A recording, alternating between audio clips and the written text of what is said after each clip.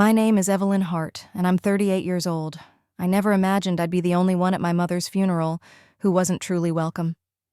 I stood quietly beside the casket, reaching out to touch a small green wallet placed near the flowers. Out of the corner of my eye, I saw my father watching me, cold, unfamiliar. My sister Meredith didn't say a word. She just stood there like I was part of the furniture. Later that evening, the wallet was gone, and so was the last thread tying me to this family. But before I take you deeper into this story, into betrayal, silence, and the moment I finally walked away, I'd love to know where you're watching from. Drop your city in the comments, hit the like button, and subscribe if stories about family betrayal and finding your voice resonate with you. I didn't grow up poor, or unloved, at least that's what I used to think. Our house sat in a quiet corner of upstate New York. My father, Gilbert, was an engineer, precise, respected, and distant. My mother stayed home, elegant and soft-spoken, and then there was Meredith, the favorite. My mother's funeral was held on a foggy Saturday morning, the kind where even the sky feels heavy. The church was filled with soft murmurs, rustling hymn books, and the faint scent of lilies. People showed up in their best black. Hugs were exchanged. Tears were dabbed politely with pressed handkerchiefs. And yet, the coldest silence in that room was between me and my family. I stood still beside the casket, barely breathing. The green wallet sat quietly beside the framed photo of her younger self. I hadn't seen that wallet in years. It was hers, worn at the edges but always clean. She used to keep little notes in it, folded so tightly they left creases in the leather. I hadn't even realized it was still around. For a brief second I reached out, not to take it, just to feel something real, something that still carried her presence. That's when I noticed the eyes on me. My father, Gilbert, standing by the pews, hands clasped in front of him like a statue. His expression didn't shift, not when I looked at him, not even when I nodded gently, out of some strange instinct to be polite. He didn't nod back, and Meredith? Well, Meredith was always good at ignoring me without making it look like she was ignoring me. She had the skill of quiet cruelty perfected by the time we were in high school. She wore pearls that day, the same ones Mom used to wear on holidays. I hadn't been told those were passed down already. No one hugged me. No one asked how I was holding up. I felt like a guest. No, scratch that. I felt like a stranger. After the service, while others gathered for soft drinks and finger food in the church basement, I walked around back. The fog had settled low across the cemetery lawn, brushing over headstones like a gray whisper. I just needed air. I stood beside the tree line away from the crowd and watched the people I used to call family laughing too loudly at something Meredith had said. She knew how to perform grief without making it messy. I wasn't angry at her, not in that moment. I was just tired. When I turned to go back inside, I caught a fragment of a conversation, my name, in a hushed tone. "She didn't even belong here," someone whispered. "That's what happens when you vanish for years and then show up like nothing happened." They didn't know I heard. And maybe it was better that way. I kept walking. Later that night, back at my father's house, I helped tidy up while Meredith stayed in the living room, sipping something clear from a wine glass. I offered to take care of Mom's things, just to feel close to her. No one stopped me. No one helped either. When I opened the top drawer of her dresser, I paused. The green wallet was gone. I looked through every drawer, every box, under her pillow, behind the mirror. Nothing. I stepped into the hallway. "Dad?" I said softly. "Did you move the wallet from the casket?" He turned slowly, like he'd been expecting me. "No," he said. "But I heard it wasn't there when the service ended." Meredith stood nearby, arms crossed. "You were the last one alone in that room," she said. Her tone was mild, too mild. "You had the key to the side entrance. You always kept a spare, didn't you?" I blinked. "Are you saying I took it?" "I'm not saying anything," she replied. "But it's strange, isn't it?" My father didn't interrupt, didn't defend me, just stood there staring. I could have screamed. I could have cried. Instead, I looked at them both and said, "I came to say goodbye to my mother, not to beg you to believe in me." I walked out of the house, heart hammering, eyes dry. The green wallet was gone. But something else disappeared with it. The illusion that I still had a place here. I spent the next morning in silence, sitting at a cafe a few blocks from my father's house. The coffee was bitter. The scone was dry. But at least no one was accusing me of stealing a dead woman's wallet. I kept turning over the night before in my mind, as if replaying it enough times would make it make sense. The way Meredith spoke. So casual. So clean. The way Dad said nothing at all. He didn't even look surprised when she implied I had taken it. No one asked what the wallet meant to me. No one asked what she meant to me. By noon, I decided I wasn't going back to the house, not even to finish helping pack up Mom's things. I didn't trust myself not to yell or worse, cry in front of Meredith. But that decision didn't stop them from coming to me. Meredith called that afternoon. I didn't answer, so she texted, "You need to return it. I don't want to get Dad involved, but if I have to, I will." I stared at the message for a long time. It didn't even say please. A few minutes later, a call from my father. I answered. His voice was low, controlled. "You were the last one in the room, Evelyn." "So that means what exactly?" I asked, holding back the shake in my voice. "It means," he paused, "you had opportunity. And motive." "Motive?" I let out a laugh, sharp, humorless. "You think I wanted that wallet for what? Money? There was barely anything in it. Sentimental value, maybe. But if you think I would steal from my own mother's casket, then we're not having a conversation. We're having a funeral for whatever trust we had left." He didn't say anything. I could hear the faint hum of a TV in the background, some cable news channel he always left on. It was strange how normal it all sounded. Like this was just a regular day, and not the moment my family decided I was the enemy. "I didn't take it," I said softly, with every ounce of calm I had left. "I wouldn't, and if you really think I did, then maybe I don't belong in this family." There was a click. Not a goodbye. Not even a breath. Just silence. It's funny how betrayal doesn't always arrive like thunder. Sometimes it comes quietly, like a door closing without a slam, and you're left standing outside, unsure whether to knock again or just walk away. That night, I sat on my hotel bed with my suitcase still half packed, staring at the ceiling. I wasn't angry anymore. Just hollow. The wallet was gone. My mother was gone. And what remained of my relationship with my father and sister? That had vanished too. There's a special kind of grief that comes not just from losing someone, but from realizing that the people still living have chosen to let you go. And the worst part? They did it without flinching. So I did the only thing I could. I closed the suitcase, took a breath, and promised myself something. If no one else would fight for me, I would. Not by yelling, not by proving, but by remembering who I am, outside of the roles they assigned me. And I would start by finding out the truth. Not for them, for myself. Because sometimes the only way to reclaim your place is to walk away from the house that never truly welcomed you in the first place. Back at my apartment, the silence hit differently.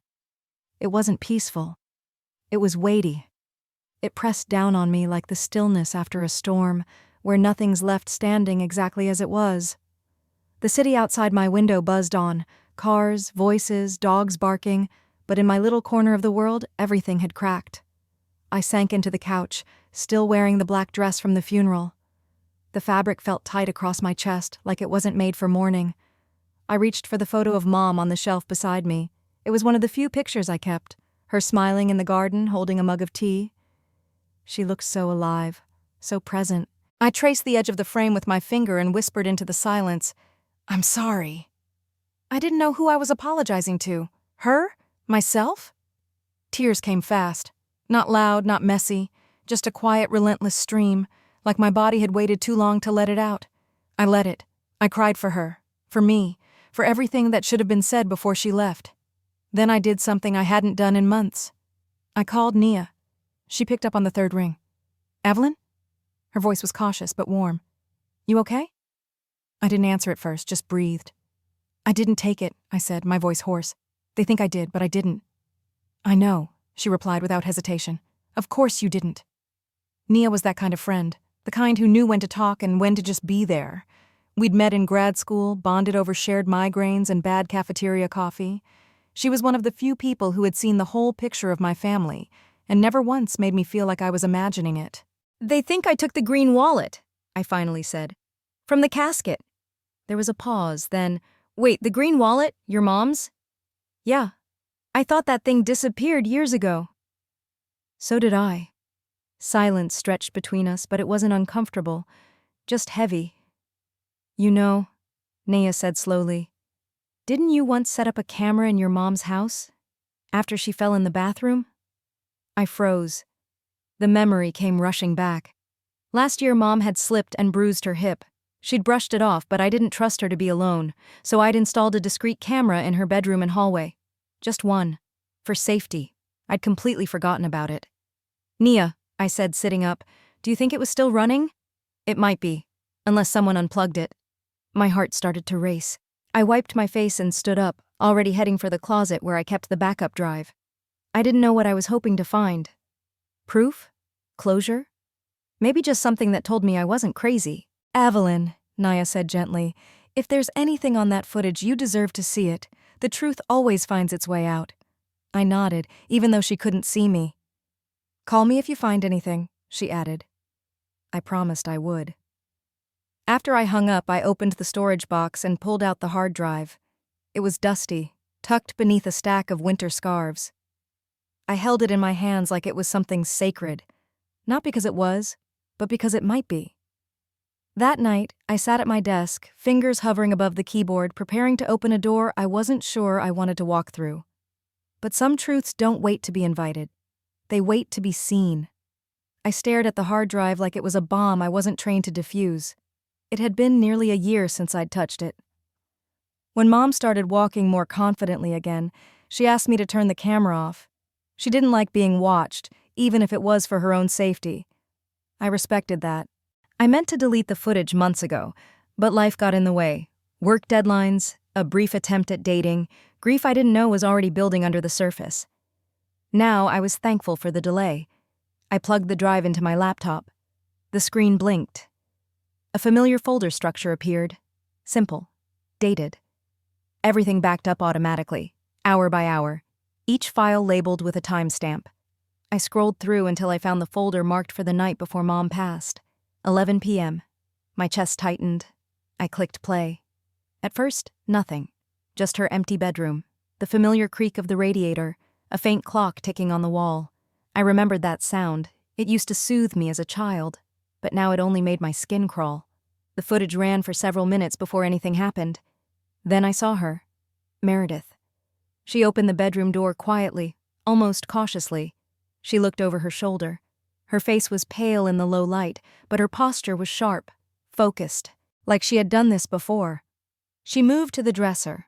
I leaned closer to the screen, heart pounding in my ears. Meredith pulled out a drawer, opened a small wooden box. Her hands moved quickly, confidently. She wasn't searching. She knew exactly what she was looking for. Then she found it. The green wallet. She stared at it for a moment, then slipped it into her handbag. Just like that. I paused the video. It felt like the air had been sucked from the room. My lungs didn't seem to work. I wasn't sure what shocked me more, that she did it, or that she did it so calmly. No panic, no guilt, as if this wasn't theft, but retrieval. I hit play again. A few seconds later, another figure appeared in the frame. Gilbert, my father. He came down the stairs, walked past the open door, and saw her. He didn't say a word, didn't even slow down. He looked at her, then turned away. Back up the stairs. Like it was none of his concern. Like he didn't care. I paused the footage again. This time I didn't cry. I didn't scream.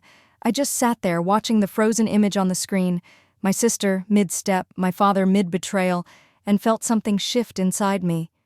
It wasn't grief, not anymore. It was something colder, sharper, clarity. They knew I didn't take it. They knew. But blaming me was easier. More convenient, because I was the one who had left town, the one who didn't play by their script, the one they never really knew how to love. Suddenly everything made sense. The way Meredith spoke at the funeral, the look on Dad's face, the silence that followed. They weren't looking for the truth. They were hiding from it. I closed the laptop gently, stood up, walked to the window. Outside, the city kept moving, lights blinking, horns echoing in the distance. Somewhere people were laughing, celebrating, holding hands. And here I was, standing alone, holding a truth too heavy for anyone else in my family to carry. But I would carry it, and I would decide what to do with it. Because now the story was no longer about a missing wallet. It was about everything that had been stolen from me along the way. I didn't sleep that night. I laid on the couch with a blanket wrapped around me and the laptop open beside me, the screen dark but the images still playing behind my eyelids. Meredith slipping the wallet into her purse. My father turning away, not saying a word. That part stayed with me more than anything. He saw her. He knew. And he let them blame me. At some point around 4 a.m., I got up and made a cup of tea. I wasn't sure if I needed the caffeine or just something warm to hold. I stood in the kitchen, staring at the light over the sink. That's when it hit me. This wasn't just about the wallet. It never had been. It was about years of silence, of being overlooked, of being the daughter who didn't fit their mold. They always said Meredith was the strong one. What they meant was that she didn't make them uncomfortable. She followed their rules, gave them the version of family they wanted to believe in. I was the question mark, the complication, the one who asked why instead of just saying okay. I didn't want revenge, but I did want the truth to be known, and I wanted it to come from me. By morning, I had made my decision. I copied the footage to a flash drive, the same one I used for work presentations. I labeled it with a plain sticker, for the family, simple, neutral, almost polite. Then I printed a still image from the video, Meredith holding the wallet in her hand. It wasn't blurry, it wasn't vague. You could see her face clearly, you could see her eyes. I slid the photo into a manila envelope along with the drive. Then I sat down and wrote a note. No anger, no insults, just the truth. This isn't about the wallet. It's about what's broken between us, and what I won't carry anymore. I sealed it and placed the envelope in my purse, and then I got dressed. Not in black, not in mourning, but in the color Mom used to say made me look strong, deep blue. She always said it brought out the steel in my eyes. It felt right. The sky was still overcast when I pulled into the driveway of my father's house. The grass looked damp. Meredith's car was already there. I sat in my car for a full minute watching the windows. I wasn't afraid. Not anymore. But I was done being quiet. I walked up to the door and rang the bell, not once, but twice. Meredith answered. Her hair was perfect, as always. But there was surprise in her eyes when she saw me. I didn't wait for her to speak. I stepped inside, held up the envelope and said, "Call Dad. We're going to watch something together." She started to protest. "Evelyn, this isn't the time. It's exactly the time." For once, she didn't have a comeback. She disappeared down the hall, and a moment later, Gilbert appeared in the doorway of the den. His expression was unreadable. "Sit," I said, pointing at the couch. "I'm not here to argue. I'm here to show you what you already know." He didn't move at first, but then he sat. And Meredith did too. I walked over to the television, plugged in the flash drive, and hit play. As the video began to roll, I stepped back and watched them, watched their faces. This wasn't about winning, it was about being seen. The video ended. Silence filled the room like smoke after a fire, thick, bitter, impossible to ignore. Meredith didn't move. She just sat there, lips parted slightly as if trying to catch a breath that wouldn't come. Gilbert kept his eyes on the screen, even though it had long gone black. Maybe it was easier than looking at me. I waited. I gave them time. Meredith was the first to speak. "That was taken without consent," she said flatly, like a lawyer building a case. "You recorded Mom without telling anyone?" I almost laughed. That's what she was clinging to? "I told her," I replied, "after her fall in the bathroom. She agreed to it. She even thanked me for it." Gilbert finally turned to me. His voice was quiet. Too quiet. "You set up a camera in her bedroom?" "It was never about spying," I said. "It was about safety, and deep down you both know that." Meredith scoffed. "You want a medal for being the good daughter now?" "No," I said. "I want the truth to matter." She stood up, crossed her arms. "Fine, I took the wallet. So what? You think Mom wanted you to have it? She didn't even speak to you the last year of her life." "That's not true." "It is," she snapped. "She gave up on you, Evelyn. We all did. Because you disappeared. You moved away. You stopped calling. You made your choice." I felt the sting of that like a slap wrapped in silk. But I didn't flinch. "I moved away," I said slowly, "because every time I came home I was reminded that I didn't belong, that I had to prove myself just to be tolerated." "You're playing the victim again." "No," I said, voice calm. "I'm finally stepping out of the role you all assigned me." Gilbert stood now, too, his expression unreadable. "I didn't stop you," he said. "But I didn't accuse you either." "You didn't defend me," I corrected. "You let her point the finger. You stood there and watched while your daughter was blamed for stealing from her own mother's casket." He looked down as if that would somehow shield him. "You always said nothing," I continued. "That was your way. But silence is a choice, Dad. And in our family it's the loudest one." For a moment, no one spoke. Then Meredith's voice broke the stillness. Softer this time. Less armor. "She left it for me, you know, that wallet. I found it in her drawer with my name on a note." I shook my head. "There was no note." "I took it before you could see it," she admitted. "Because I knew you'd twist it, turn it into some drama." "It's not drama," I said. "When someone is blamed for something they didn't do, it's not drama when your own family turns you into a suspect." Meredith looked like she wanted to argue again, but then something shifted. Her shoulders sagged, her jaw unclenched. For once, she didn't fight. "I didn't know you still had that camera," she said, voice almost a whisper. I looked at her, not with hate, not with pity, just truth. "I didn't know either," I replied, "until I had to." I walked to the coffee table, picked up the envelope I'd brought, and set it down between them. "You can keep the wallet. It's not about that anymore. It never really was." Gilbert looked up. "Then what is it about?" I met his eyes. "It's about trust, about how easily you let it break, and how I'm done trying to hold it all together." Then I walked out, not slamming the door, not making a scene, just leaving, with everything that mattered still intact inside me. The next morning I woke up to sunlight pouring through the blinds. For the first time in days, I hadn't woken in the dark or from a dream I couldn't explain. I just opened my eyes and breathed in quiet. Not peace exactly, but something close to it. Something like space. My apartment felt different. Not cleaner, not warmer. Just mine. I moved slowly, letting the silence unfold around me. The kettle clicked. The smell of toast filled the air.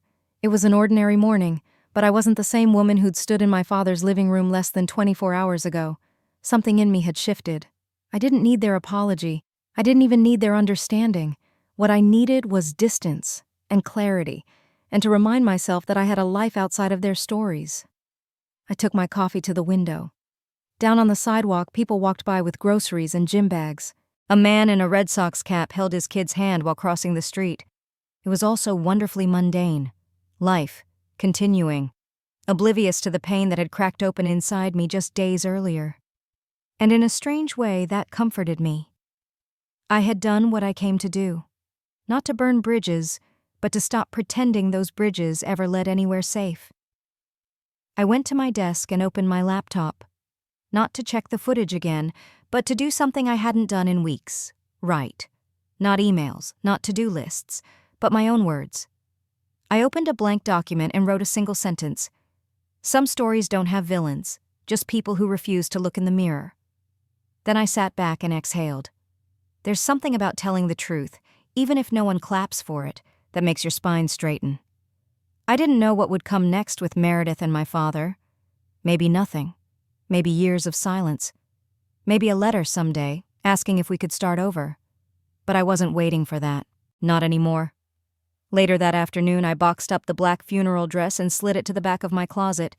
I pulled out my favorite soft cardigan, the one Mom once called Evelyn's thinking sweater, and slipped it on. It still smelled faintly of lavender from my last trip to the cabin. That gave me an idea. The cabin. It had been almost 2 years since I visited the place upstate. Mom and I used to go there during her good summers. We'd drink tea on the porch and listen to birds until the sun dipped behind the trees. It was the one place she never invited Meredith to. Not because of spite, but because she said, "This place is for the quiet parts of me, and you're the only one who listens." That memory alone made me grab my keys. I packed light, just a weekend bag, some books, and a USB drive with the only copy of the video left. As I drove out of the city, I didn't feel guilt for leaving it all behind. I felt something closer to freedom. The trees got taller, the noise faded. And by the time I pulled into the gravel driveway, the late afternoon light was spilling across the porch like a welcome I didn't know I needed. Inside, everything was dusty but untouched. Mom's teacups were still in the cabinet, her favorite blanket folded neatly on the couch. I sat down, pulled the USB from my pocket, and stared at it for a long time. Then I placed it inside a small wooden box on the mantel, right beside a framed photo of her holding me as a child. She once told me, "The truth always finds a place to rest, even if it's just in your hands." And now it had. The first night at the cabin was quiet, in a way the city never could be. No distant sirens, no neighbor's TV humming through the wall, just wind moving through pine trees and the soft creak of the woods settling into the cold. I lit a fire in the old stone fireplace, boiled water for tea, and sat down in the exact spot where Mom used to read, curled up in the corner of the worn blue couch with a blanket tucked around her legs. I'd been here with her so many times, but somehow I hadn't realized how much of her still lingered in the silence. There was something about this place. It held memory differently. Not with sharp edges, but with warmth, like the scent of lavender on an old scarf or the way her handwriting curled just so on a grocery list still stuck to the fridge door. I picked up one of the old journals she used to keep, leather-bound, its pages yellowed and soft. She had dozens of them. Mom never said much aloud, but she poured herself into those pages. She once told me, "Some things aren't meant to be said. They're meant to be written where only the brave will look." I opened to a random page. It wasn't about me, not exactly. It was about time, how fast it moved, how children grow up before you realize the shape of their soul. Then she wrote something that made me sit up straighter. "Evelyn reminds me of the wind, not loud, not attention-seeking. But when she moves through a room, you feel something shift. I just hope one day she'll know how powerful she is." I closed the journal slowly and held it to my chest. All this time I had wondered if she was disappointed in me, if my distance made her think I didn't care. But here she was on a forgotten page, leaving me the one thing I needed more than anything else, her truth. The fire crackled gently. I stared into the flames and let myself feel it all. Grief, love, rage, forgiveness. They lived together now. One didn't cancel the other. I didn't need to rewrite the past. I just needed to stop dragging it behind me like proof. The next morning, I stood on the porch with a mug of coffee, watching mist rise off the lake. I imagined her standing beside me, arms crossed, hair pulled back in that simple way she wore it when she didn't want to impress anyone. She would have asked, "So, what now?" And I would have answered honestly, "I don't know, but I'm not going back to who I was. Not the daughter who begged for scraps of approval, not the sister who stayed quiet to keep the peace, not the woman who let shame speak louder than truth." Later that day, I went for a walk down the old trail that wrapped behind the cabin. It was overgrown but still familiar. The woods whispered. The earth felt solid beneath my feet. I passed the clearing where Mom and I once laid out a blanket and watched the stars. She'd brought a thermos of tea and a slice of pie, and we didn't talk much. We just looked up side by side. She'd said, "Some women spend their lives asking to be seen. Others simply become impossible to ignore." At the time, I didn't know which one I was. Now I did. I turned back toward the cabin, letting that memory walk with me, not as a weight, but as a compass. The world hadn't changed, but I had, and that was enough. I left the cabin just after sunrise. There was no dramatic goodbye, no lingering at the door. I closed the windows, washed the last mug, folded the blankets neatly on the couch. I didn't take the journal. I didn't need to. The words I needed were already inside me now. The drive back to the city felt different. The same winding roads, the same exits, the same skyline rising slowly as I approached. But I wasn't returning to pick up where I left off. I was returning to end something. Gently, clearly, completely. I had no intention of seeing Meredith or my father again, not in person. But there were still things that needed to be said, and there was still a truth that deserved to be left in the open. When I got home, I unpacked slowly, watered the plants, lit a candle, let the quiet return without panic. Then I sat down at my desk and pulled out an envelope. Inside, I placed the USB drive, the only remaining copy of the footage. No labels this time, no explanation. Just the truth, waiting patiently in digital form. Then I printed 2 photos. One of Mom and me in the garden, taken when I was maybe 12. I remember that day, how she'd brushed dirt off my hands and said, You grow strong things when you stop worrying about perfection. The other was a still from the video, Meredith holding the wallet, her face calm, unbothered. I clipped both together and slid them inside, and then I wrote a note. Just a few lines. This isn't for a fight, it's for the record. Keep it, watch it, ignore it, burn it, but know that I no longer carry it. Evelyn. I addressed it by hand, to my father's house, the place I once called home. At the post office, I hesitated before dropping it into the outgoing box. My fingers hovered, not from doubt, but from the weight of what it represented. This was the last thing I would send them. No more explanations, no more bridges to cross, no more silence to fill. When the envelope disappeared into the bin, I didn't feel sadness. I felt air. I felt light. I felt like someone who had nothing left to prove. Back at home, I changed into my most comfortable jeans and an oversized sweater and opened the windows wide. Fall had finally arrived. The breeze smelled of leaves and something cool and clean. I brewed tea and sat on the balcony with my notebook. For a long time I didn't write. I just watched the city breathe. Then I began. This is how a woman unburies herself, not with anger, but with truth, with silence that is no longer heavy, with the decision to stop performing grief for people who never grieved her. The words poured out like they'd been waiting, not just this story, but all of them.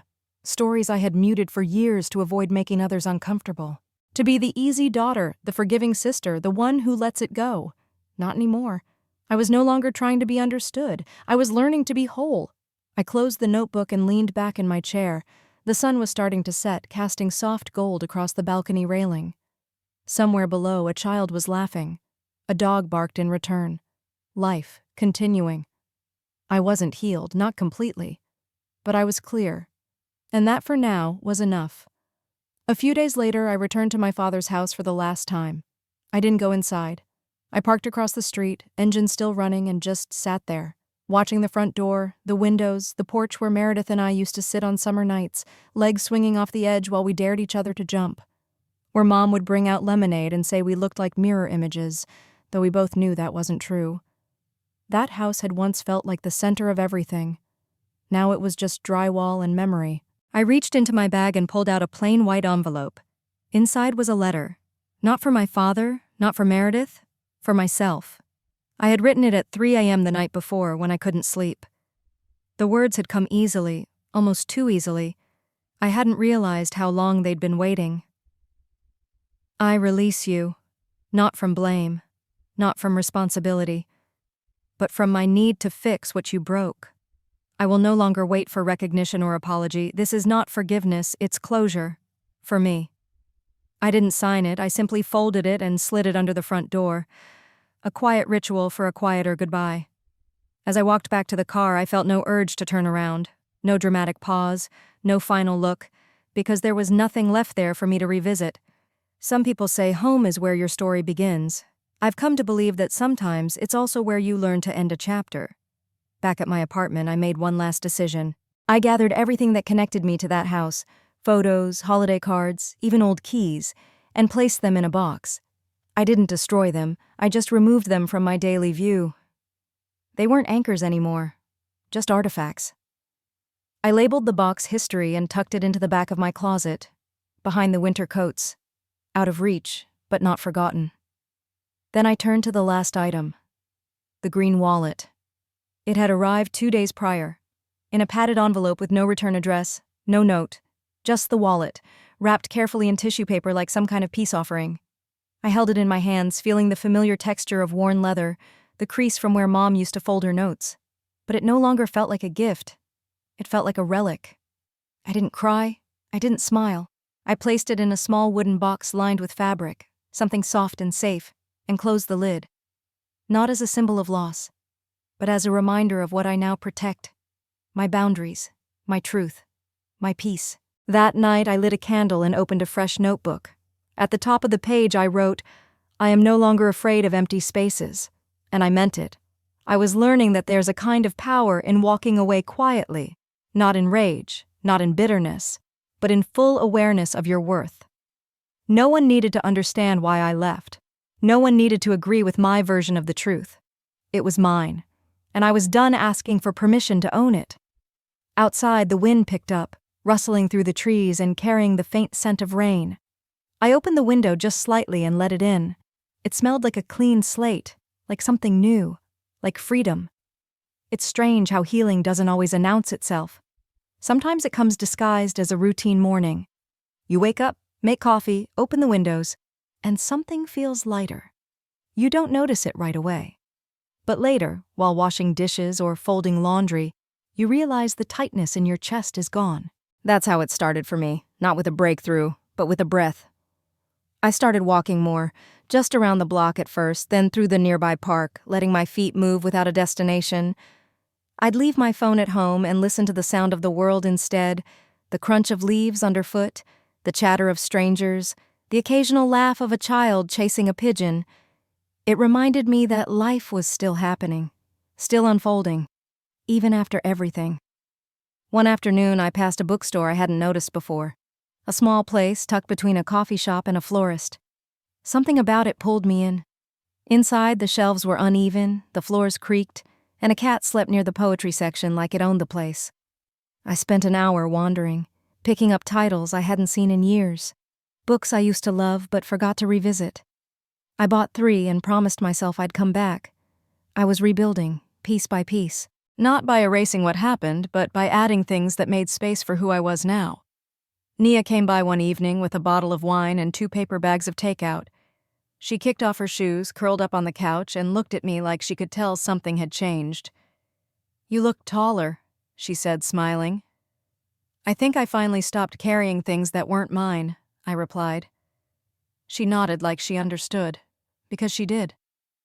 We didn't talk much about the past, just enough to acknowledge it. Then we moved on to easier things. New books, old movies, the trip to Italy we kept saying we'd take one day. As the night wore on, I realized something I hadn't felt in years. I wasn't surviving anymore. I was living, not in defiance, not in armor, but in truth. I still had the green wallet. It sat quietly on my shelf next to a framed photo of Mom smiling by the lake. I didn't open it often, but I no longer avoided it either. It was just there, a part of the story. Not the whole thing. Sometimes I'd wonder what Meredith thought when she saw the footage, if she felt shame, if she felt anything at all. But I didn't dwell on it. That chapter was closed, not neatly, not with forgiveness, but with finality, and that was enough. I started writing again, not just journals or fragments, real stories, about women like me, messy, strong, invisible to the people closest to them until they decided they'd had enough. I didn't write for revenge, I wrote for clarity, for the woman I was, for the one I was becoming, for anyone who'd ever been told they were too sensitive, too distant, too complicated to love. One afternoon, while editing a draft, I wrote a sentence that stopped me. Sometimes the most radical thing a woman can do is leave without apologizing. I sat with that for a long time. Then I smiled, because that was my story now. Not a tale of betrayal, but of liberation. And every day, with every step forward, I was learning how to belong to myself again. It was a warm Sunday in early spring when I returned to the cemetery. The trees were just starting to bloom, pale green leaves whispering in the breeze like a quiet welcome. The sky was clear, that soft kind of blue that only shows up after a long, gray winter, the kind Mom would have loved. I hadn't been back since the funeral, not because I didn't care, but because I wasn't ready. There's a difference between mourning and remembering. Mourning asks you to sit in the ache. Remembering invites you to carry love forward. I parked along the gravel road and walked the last stretch on foot, stepping carefully between the headstones. My hand gripped a small wooden box tucked inside my coat pocket. The green wallet wasn't inside, just a flash drive, and a note. The cemetery was quiet, just the sound of wind and a distant bird song. I stopped when I saw her name etched in stone. Elaine Margaret Hart, beloved wife, mother, listener of the unspoken. It still surprised me how small the marker looked. A life so big, reduced to stone and dates. But then again, Mom had never needed much space to make people feel seen. She just had that way about her. I knelt down, brushed away a few fallen petals, and sat beside her for a moment without speaking. Then I reached into my coat and took out the box. I placed it gently on the ground beside her headstone. "I thought about what to bring you," I said quietly. Flowers felt too temporary. Letters felt too late. So I brought the truth instead. I opened the lid. Inside was the flash drive, the same one with the footage, the same one that had in many ways broken the silence and changed everything. And next to it, a folded piece of paper, just one sentence written in my own handwriting. Now I understand. I didn't expect an answer. I didn't need one. Because somewhere between leaving that house and finding my voice, I had come to realize something. She had always known. Mom had seen the cracks in our family long before they broke open. She had carried the weight of silence not because she agreed with it, but because she thought she was protecting me. And maybe in her own way she was. But I wasn't the girl who needed protection anymore. I was the woman who had finally learned to stand in the open and speak her name without shame.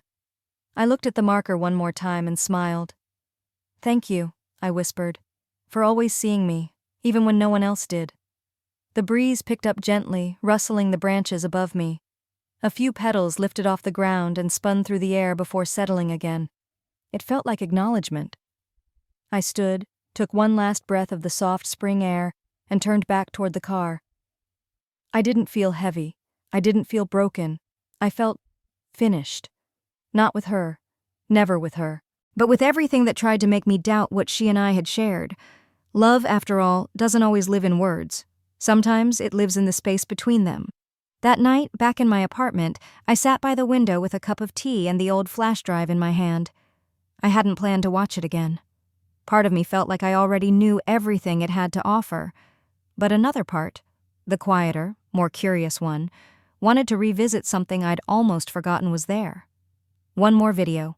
The last one my mother ever recorded. I'd found it months ago when I was going through the backup files from the house camera.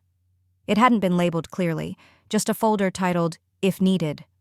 At first I thought it was a grocery list or maybe a reminder she'd left for herself. But it wasn't. It was for me. I plugged the flash drive into my laptop and opened the folder. There she was, sitting at the edge of her bed, wearing her soft gray cardigan and a pair of reading glasses pushed up on her head like she forgot they were there.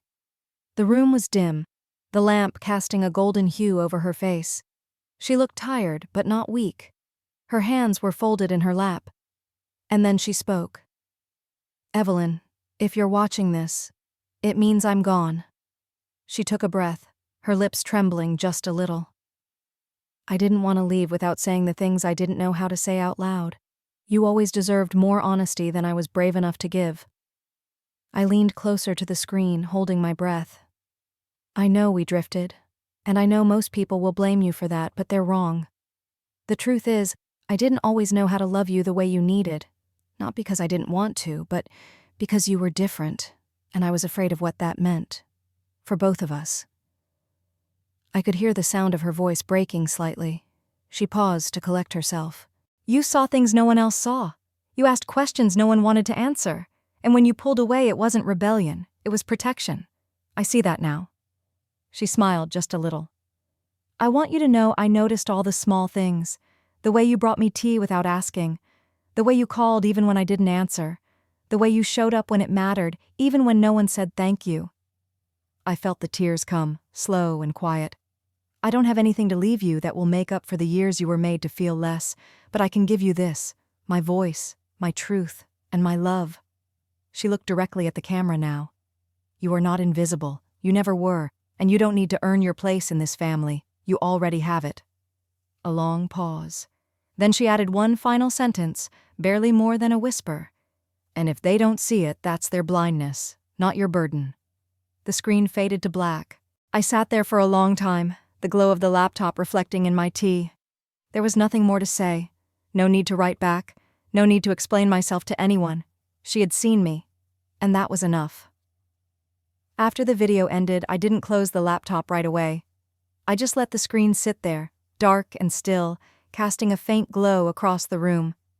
The air was thick with memory, the kind that doesn't feel like the past, but like someone just left the room and forgot to take their presence with them. I leaned back on the couch and stared at the ceiling, eyes tracing patterns in the plaster like I used to do as a kid when I couldn't sleep. And just like that, it all came back. Not the big moments, not birthdays or holidays or school plays, but the small ones. Mom humming while folding laundry. Her voice was always softest when she didn't know I was listening. The smell of lemon and basil when she cleaned the kitchen windows. The way she'd tap twice on my door before coming in. Not because I ever asked her to, but because she believed respect was something you showed, not demanded. There was this one night. I couldn't have been more than 10. I had a fever. Couldn't sleep. She sat by my bed with a cold cloth on my forehead and whispered stories she made up on the spot. Each one ended with the same line. And the girl found her way home, not to where she came from, but to where she belonged. I remember asking, but what if the girl doesn't know where that is? She'd smiled, brushing hair from my damp forehead. Then she keeps walking until it feels like her. At the time, it felt like just another bedtime line, but now, decades later, those words lived inside me like a seed that finally understood the sun. Maybe Mom hadn't always known how to say the right thing when it mattered. Maybe she'd stayed quiet when I needed her to speak. But somewhere in the quiet, she was still speaking, and I was finally ready to hear her. Love doesn't always arrive dressed as approval. Sometimes it shows up as small rituals. A favorite dish made on a Wednesday, a cardigan left folded at the foot of your bed, a look across the room that says, I know you're hurting, even if I can't fix it. I curled up on the couch and pulled the soft throw blanket over me, the one she gave me my first year living on my own. Because everyone needs one thing that feels like home, she'd said. It still smelled faintly of her perfume, not overwhelming, just enough to make me pause. And in that moment, wrapped in something that once belonged to her, I didn't feel alone. I felt held. There was no dramatic epiphany, no healing montage, just quiet understanding settling over me like dusk. Mom had loved me, imperfectly, quietly, but completely. And even though she was gone, her love hadn't left with her. It was in the way I had learned to sit with myself, in the strength it took to walk away, in the softness I chose to keep, even when the world told me to harden. I closed my eyes and whispered, I found my way, Mom. Not to the family I was born into, but to the version of myself you always hoped I'd become. And it feels like home. A few weeks passed. The city started to change again. Spring gave way to early summer, and everything outside my window seemed to come alive. Sidewalk cafes filled up, children ran through sprinklers in the park, the air felt lighter, easier to breathe, and so did I. Grief had loosened its grip. It was still there. Grief doesn't vanish. But it no longer pulled at me with the same weight. It had softened, become part of my skin in a way that no longer stung. It had shape now, and boundaries. I started saying no more often, to things that didn't serve me, to people who didn't respect me. Not out of bitterness, but from a new kind of clarity. Letting go wasn't one grand decision. It was 100 small ones. Every time I chose peace over proving something, I was letting go. Every time I stopped replaying a moment that hurt, I was letting go. One afternoon, I went through the last drawer I hadn't touched in months. Inside was the spare key to my father's house. It was still on the keychain Mom had given me when I turned 18. A little brass sunflower, worn at the edges, like it had held on longer than it should. I held it in my palm for a moment. Then I walked to the trash and dropped it in. There was no ceremony, no tears, just release. It felt clean. That night, I sat on my balcony as the sun dipped low, casting golden shadows across the brick buildings. I sipped my tea and let my body relax into the chair like I had nothing left to run from. Because I didn't. I thought about everything I tried to fix over the years, all the energy I had poured into trying to make people see me, understand me, value me. What a wild thing it is to realize you don't need to be chosen to be whole. You just need to choose yourself. I looked down at my notebook, now half filled with reflections, fragments, and scenes from the story I'd been writing. A story not about betrayal, but about becoming.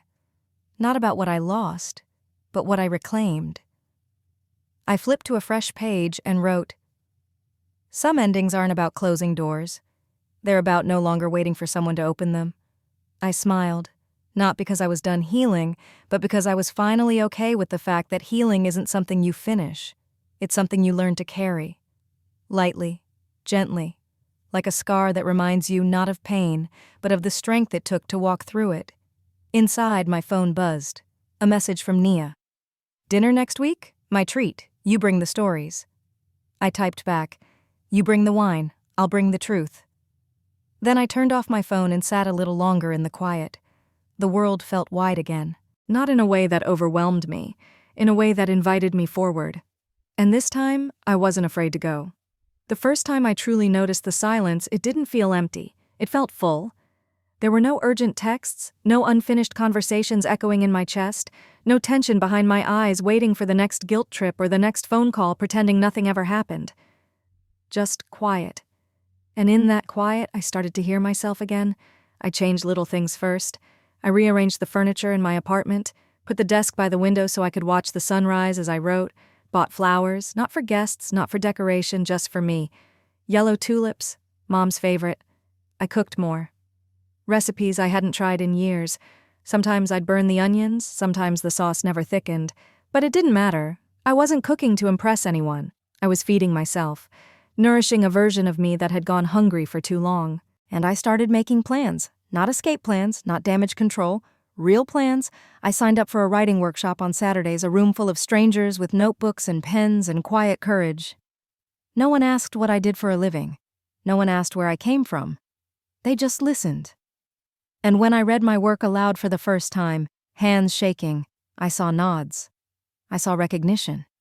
One woman even said, "That part about leaving to save yourself? I felt that in my bones." We laughed, we cried, we passed around chocolate and edited each other's sentences. And in that space, something returned to me I hadn't realized I'd lost. Belonging. Not the kind that's handed to you because of blood or obligation. The kind you earn by showing up as yourself. Fully. Unapologetically. It wasn't always easy. There were still days when the old weight crept in. When I'd hear a song Mom used to hum and feel the ache settle in my chest. Or when I walked past someone who looked a little too much like Meredith and had to catch my breath. But the difference was, I didn't run from those moments. I let them move through me, like waves that rise and recede.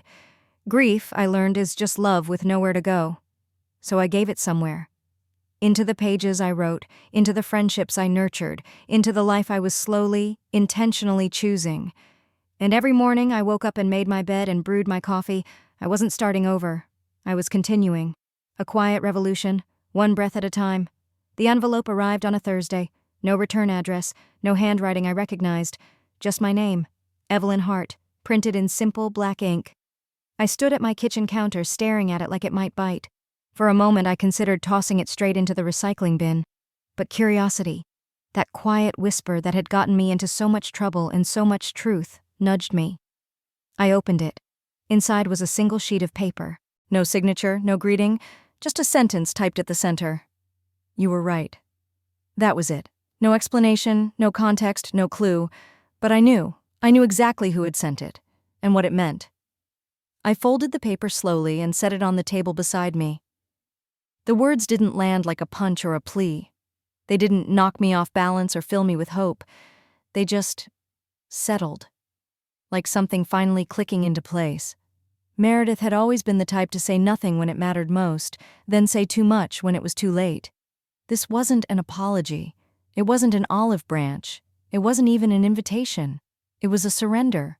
And strangely, I didn't feel the need to respond, not out of pride, but because I no longer needed her acknowledgement to validate what I knew to be true. The truth had already lived in me for months now, growing roots. Her sentence didn't water anything that wasn't already thriving. Still, I sat with it, made tea, let my mind drift. I thought about all the years I'd spent waiting for that one phrase. How many sleepless nights? How many arguments in my head where I said all the right things and she finally understood? And now, here it was, arriving not with fireworks, not with apology, not even with kindness. Just a quiet sentence. And you know what? It was enough. Because when you've already chosen yourself, everything that comes after is extra. Not necessary, not defining, just extra. I placed the paper in a drawer next to my passport and old photographs, not as a keepsake, more like evidence that I'd lived it, survived it, outgrew it. That evening, I lit a candle, the same scent Mom used to love, jasmine and cedarwood. I opened my notebook, flipped past the pages of grief and started writing about something else, not loss, not betrayal, but becoming. And the beauty of not waiting for permission anymore. I used to think love meant being chosen. That if someone saw you, really saw you, and still stayed, that was love. That love looked like sacrifice, like shrinking yourself to make room for other people's comfort, like staying quiet so no one had to feel uncomfortable. But somewhere along the way, that definition stopped fitting. Love, I've come to realize, starts long before anyone else enters the room.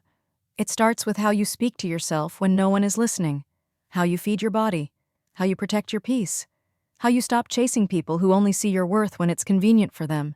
And maybe most of all, it's how you let go of trying to fix what was never yours to carry. That lesson came slowly. It came in early mornings with soft light, in handwritten notes to myself taped to the bathroom mirror, in the quiet pride I felt after saying no without explanation. I didn't need my father's approval. I didn't need Meredith's apology. I didn't need the old stories to resolve, because I was finally telling a new one. A few weeks after the letter, I went to a small dinner party hosted by someone from my writing group. 8 women around a mismatched table, passing dishes and laughing about nothing in particular. There was no performance, no keeping score, just the ease that comes when you're not being measured. One woman, gray hair in a long braid, eyes kind, turned to me and said, "You have a very grounded presence. You feel whole." It caught me off guard. I wasn't used to being described that way, but I believed her, because I was. Later that night, as I walked home under the city lights, I realized something simple and stunning. I had become the version of myself I used to beg others to believe in. Not perfect, but honest. Not invincible, but intact. And that's what love looks like now. Not dramatic gestures, not painful compromises, but peace. And I carry that peace with me like a passport. Not everywhere I go, but everywhere I return to. Because this is what coming home feels like. Not a place, not a person, but a quiet, steady knowing that you are enough, just as you are. The day I returned to the cemetery, the sun was bright. Not harsh, just warm enough to soften the edges of everything it touched. It had been 6 months. 6 months since the funeral. 6 months since the accusations. 6 months since I stopped waiting for an apology and started writing a different ending. I walked the path slowly, my footsteps quiet against the stone. The air smelled like fresh-cut grass and something sweet in bloom. Lilac, maybe, or wild honeysuckle. I didn't bring flowers this time, just a small envelope in my pocket and the green wallet in my hand.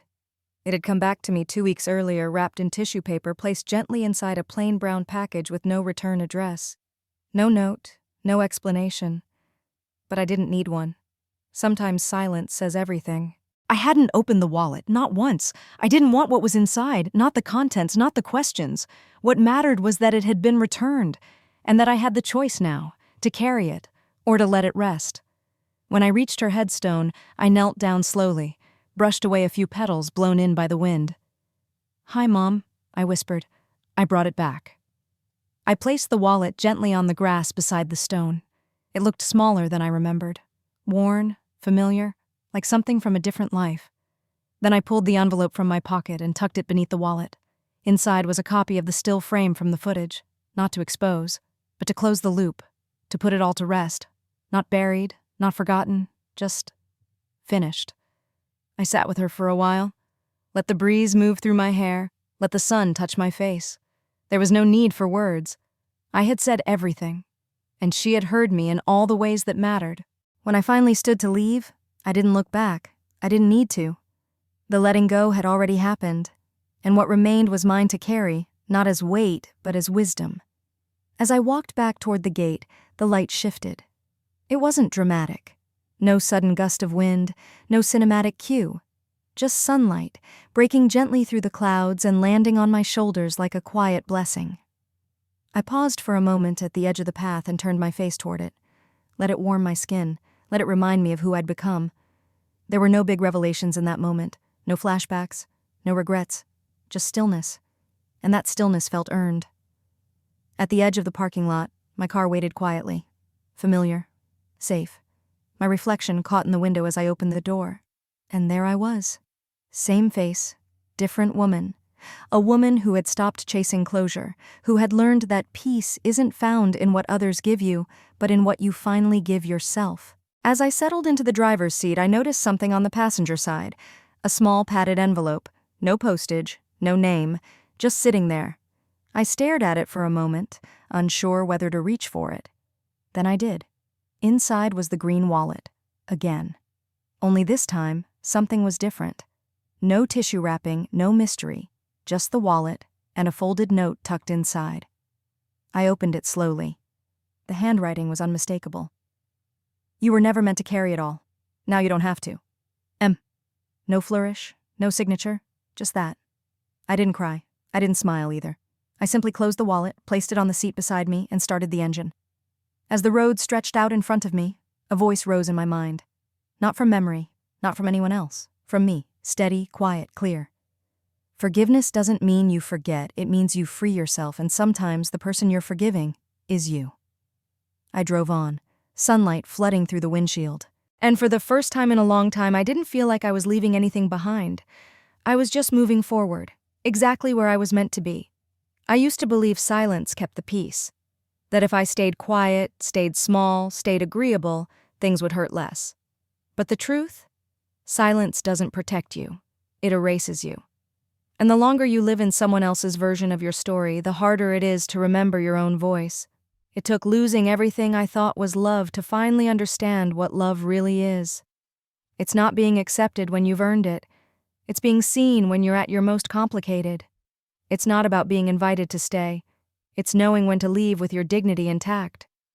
Forgiveness isn't weakness. Forgiveness is saying, this no longer controls me. It's closing the chapter, not because the story was fair, but because you deserve to write something new. So if you're watching this and you've ever been blamed for someone else's guilt, if you've ever stood outside a door you were supposed to belong to, if you've ever felt invisible in a room full of people who were supposed to love you, let this be your reminder. You are not what they couldn't understand. You are not what they feared. You are not their silence. You are your own beginning. And you don't need permission to start again, because the truth, no matter how long it's buried, always finds its way to the surface. And when it does, you get to decide, will you let it shatter you or set you free? If this story moved you, share it with someone who needs to hear it. Leave a comment below and tell us, what truth are you reclaiming today? And don't forget to subscribe for more stories about healing, resilience, and the courage it takes to walk away from what no longer serves you. Because your story isn't over, it's just getting honest.